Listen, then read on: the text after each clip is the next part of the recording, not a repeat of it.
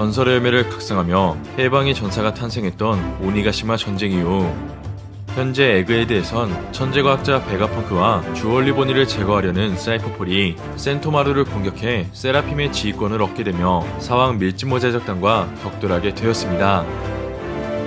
하지만 그 시각 해군대장 키자루는 베가펑크의 탈출을 저지하기 위해 해군에 가용 가능한 모든 군함을 출격시키며 사왕 루피와의 전면전을 예고했었는데요.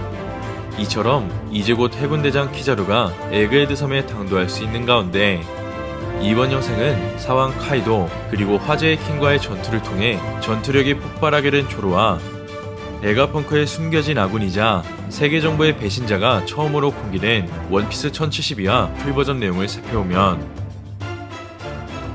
먼저 베가펑크는 비록 세상이 인정하지 않더라도 그녀를 진짜 인간으로 본다며 이 실험이 평화를 향한 첫걸음이 될 것이라는 텍스트로 시작하게 되는데요. 그렇게 알 수 없는 문구와 함께 어린아이로 변신한 주얼리 보니가 등장하게 되고, 이어 보니가 눈물을 흘리며 연기를 시도하자 그 모습을 지켜본 베가펑크는 안절부절하지 못한 채 보니의 곁으로 돌아오게 됩니다. 이어 도망친 베가펑크가 근접했다는 사실을 알게 된 보니는 자신의 능력을 사용해 성인으로 다시 변신하며 베가펑크를 잡기 위해 무기를 사용하게 되고, 한편 쿠마의 진실을 말해줄 수 없다던 베가펑크는 결국 주얼리 보니가 사용한 물질이 몸에 닿게 되며 어린아이로 돌아가게 됩니다. 그렇게 보니의 능력으로 어린아이가 된 베가펑크였지만 여전히 쿠마의 과거를 말해줄 수 없다 이야기하는데요. 이처럼 쿠마의 비밀이 보니에겐 큰 고통이 될 수 있고, 나아가 과거의 진실을 보니에게 말하지 않기로 쿠마와 약속했기 때문에 베가펑크는 위협을 받는 상황 속에서도 그 비밀을 지키려고 합니다.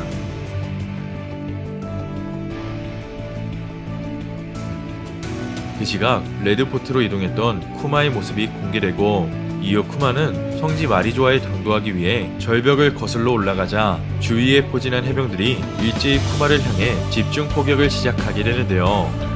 그렇게 쿠마의 목숨이 끊어질 수 있는 상황 속 장면은 에그헤드 섬으로 돌아와 보니가 자신의 아버지 쿠마의 인격을 삭제한 베가펑크를 증오하자, 이내 베가펑크는 자아를 제거하고 싶었던 건 쿠마의 결정이었고 지금도 그 선택을 괴로워하고 있다 반박하게 됩니다. 이처럼 베가펑크가 끝내 진실을 알려주지 않자 보니는 그런 엉터리 이야기로 자신을 납득시킬 수 없을 거라며 베가펑크를 내동댕이 치게 되고, 이어 그 순간 곰발바닥 모양의 문을 발견하게 되자 베가펑크를 내버려둔 채 문 앞으로 이동하게 됩니다. 한편 화들짝 놀란 베가펑크는 그 장소는 쿠마와 관련 없다며 보니의 이름을 외치게 되지만, 보니는 자신의 능력을 사용해 자물쇠를 노쇠화시키며 쿠마와 연관된 방에 입성하게 되고, 이어 그 장소에는 일전 스릴러바크에서 루피의 고통을 추출시켰던 것처럼 쿠마의 능력과 관련된 에너지가 보관되어 있었는데요. 그렇게 보니가 쿠마의 능력을 멍하니 바라보고 있자 베가펑크는 과거 쿠마의 기억을 회상하게 되고, 이어 그 당시 베가펑크는 안경과 환자복을 입은 쿠마에게 인간의 영혼에 관한 무게를 설명하게 됩니다.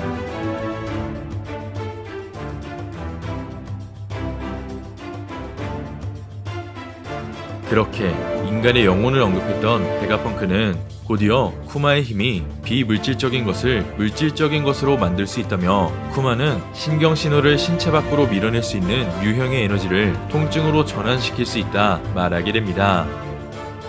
나아가 쿠마는 상상과 생각, 심지어 기억에 대해서도 똑같이 유형의 에너지를 만들 수 있다며 인간이 간직한 기억의 무게와 크기로 추출할 수 있다는 것을 베가펑크가 알 수 있게 되고, 그 시각 현재로 돌아와 쿠마의 능력을 향해 보니가 손을 뻗자 베가펑크는 그건 쿠마의 고통이라며 보니가 위험에 처할 수 있다 알려주게 됩니다.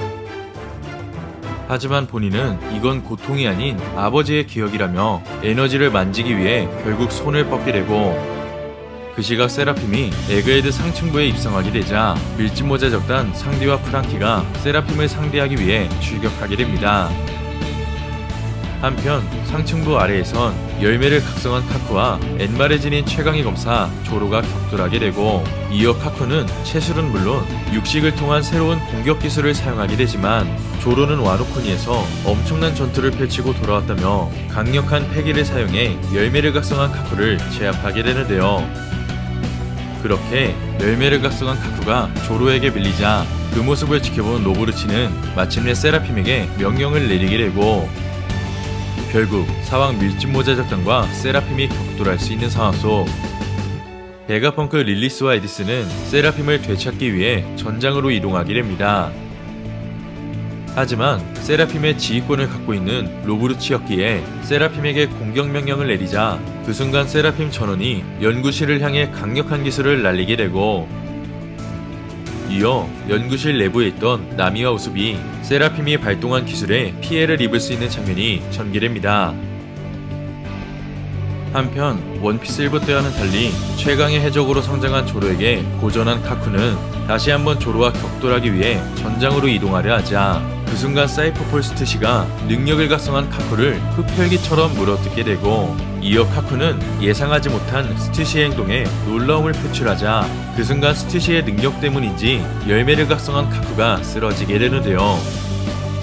한편 카쿠가 쓰러진 모습을 지켜본 로보르치는 자욱한 연기 사이로 자신의 조직원 스튜시가 이전과 다른 모습으로 서서히 등장하게 되자 뭐하고 있는 거냐며 당혹감을 감추지 못하고, 이어 검은 날개를 드러낸 스튜시는 방금 카쿠를 잠들게 만들었다는 충격적인 사실을 언급하게 됩니다.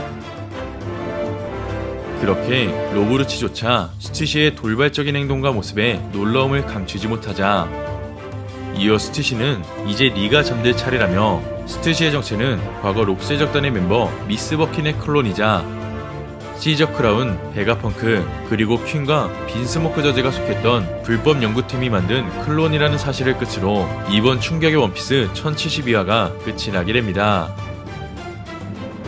이번 화 첫 부분, 비록 세상이 인정하지 않더라도 그녀를 진짜 인간으로 보고 싶다는 베가펑크의 언급처럼 스튜시는 베가펑크가 만든 미스 버킨의 클론이라는 사실을 알 수 있었습니다. 나아가 이번 화를 통해 미스 버킨 또한 록세적단의 멤버라는 사실이 완전히 공개되었듯이 미스 버킨이 과거 자칭 흰수염의 애인이라고 말했었던 언행들이 어느 정도 진실일 수 있다는 것을 알 수 있게 되었는데요. 그렇게 전설의 해적 록세적단의 멤버가 클론으로 부활하게 된 가운데 세계 정부는 스튜시의 정체를 알지 못했고, 결국 클론 스튜시는 베가펑크를 지키기 위해 세계 정부를 배신하게 되며 처음으로 자신의 존재를 드러내게 되었습니다. 나아가 스튜시는 세계 정부 직속 첩보기관 사이퍼폴로 활동했었기 때문에 그동안 오로성에게 하달받아온 명령은 물론 숨겨진 세계 정부의 진실을 알 수 있을 것 같은데요. 또한 클론 스튜시의 본체 미스 버킨은 현재 흰수염의 전투력과 비등할 수 있는 위블과 함께하고 있어 어쩌면 위블의 진짜 정체 또한 흰수염의 혈통인자가 섞인 클론이라는 것도 추측해볼 수 있을 것 같습니다. 과연 클론 스튜시는 베가펑크의 탈출을 도우며 세계정부가 숨긴 진실을 알려주게 될지, 그리고 앞으로 해군대장 키자루가 등장할 수 있는 시점, 전 칠무의 위블과 함께 록세적단의 멤버 미스 버킨도 모습을 드러내게 될지는 다음 원피스 1073화에서 확인할 수 있을 것 같습니다. 이번 영상은 여기까지입니다. 시청해주셔서 감사합니다.